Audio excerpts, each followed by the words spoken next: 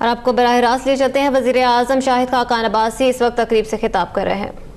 सिकंदर साहब secretary petroleum, mister Mumtaz Shah secretary maritime affairs, mister Carsten Mortensen group CEO BW, mister डेंजू vice president XPE, Agha Jan Akhtar साहब chairman PQA, general Khalid Nawaz साहब, distinguished ladies and gentlemen, it's a privilege for me to be here today, and it's really a very happy occasion for me personally. Most people in politics and in government, they inaugurate projects, but they never see them coming to completion. So I am lucky in that sense, and this government is I think fortunate that almost every project we have started, we have also completed. So we did the groundbreaking and we did the startup inauguration of the terminals. So this is one of those projects. And I must say that if there was an award for perseverance, it would go to Mr. Iqbal Zaid Ahmed. Because of all the other efforts he has made, he has persevered. He started out about a dozen years back in 2006, and he went through at least 5 efforts which all failed. Even in this government, when we started out in 2013, and we were told by the industry experts that it will take you at least 7 years before you see the first gases from LNG flow in the system. Anyway, we took them at face value. We started our efforts. The first bid was held. Mr. Iqbal Zaid Ahmed participated, but he was knocked out in the technical round. Then came the second bid, which 2 bids came in. Again, his bid was knocked out on technical grounds. He improved the bid, and the third bid he persevered, and today we are inaugurating the terminal. So it's really a huge success story, not only for PGPC but for Pakistan. Today we have PGPC, the consortium. It has BW, they have Trafigura with them. Now Mitsui has joined in. XPE from China is the EPC contractor, and of course Fordco is a big part of this consortium. So it's truly a global consortium. It has companies right from Japan to Pakistan to Europe to China. So it's truly a global effort that you see at work here. And what it delivers for Pakistan is extraordinary. When this government came in 2013, the energy issues, the energy challenges were so large that they appeared to be overwhelming.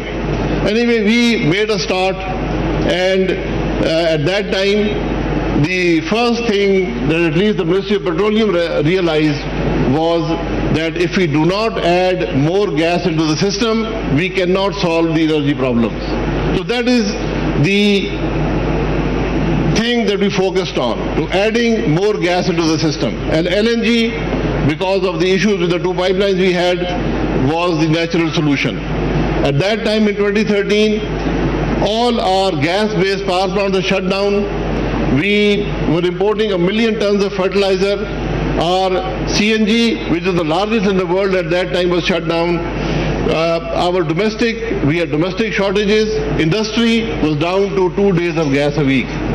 Today, alhamdulillah, with the first terminal and now the second terminal come online, we will inshallah be surplus in gas in Pakistan. But this is a temporary surplus because we have 3 large power plants coming online. We have a 4th one coming online. I was just with the Sindh Chief Minister. They are putting up, they want to put up 2 1200 megawatt power plants, and we have at least 1 BCF of actual demand. The people have put in demand for in industry and captive plants and CNG that is needed here. So We expect the need for LNG to grow substantially in Pakistan. A year back, I was in Tokyo and I mentioned that Pakistan will be in 5 years a 30 million ton per annum market, and people are very skeptical. But now people believe in the story, and you will see that Pakistan will exceed 30 million tons per year within the next 3 years, I believe. You have, and it's a proud moment to see. We were at the FSRU before this, and we could see the first LNG terminal, and there was FSRU there, and one of the largest vessels in the LNG business, the Q-Flex, was delivering its cargo. This terminal will have the first cargo on the 24th, and Mr. Abbasi Ahmed, with his new consortium, is putting in a second terminal without any government guarantees, without any off-take guarantees. That is the confidence in the market and the requirement of the market that is visible. And aside from Mr. Abbasi Ahmed, there are at least 2 more terminals, maybe 3 or even 4 that will come into the market. So the industry sees a demand, the industry sees a need, and they are coming in to fulfill that need. Even this terminal was not provided any sovereign guarantees. It has been the tradition in Pakistan to provide sovereign guarantees to projects. This is even the first LNG terminal and the second one have been built without any sovereign guarantees, without a penny of investment of the government of Pakistan.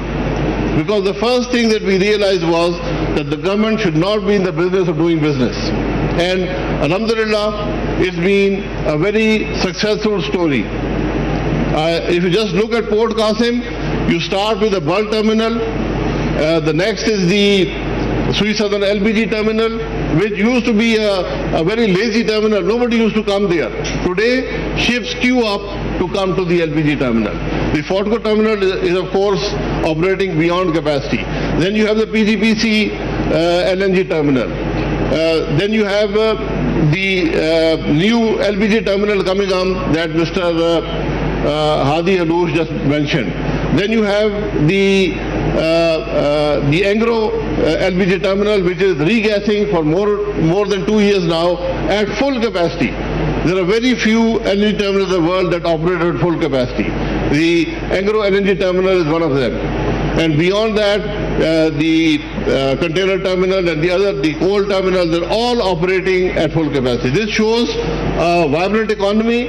This shows a growing economy. We grew at 5.3% last year.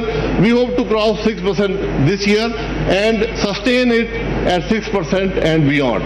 So Pakistan is, alhamdulillah, growing, and the energy equation is a big part of it. So I congratulate Mr. Abbasi Ahmed and his team on achieving this milestone, and not only that, he has 2 more milestones that will be inaugurated today: the second LNG terminal and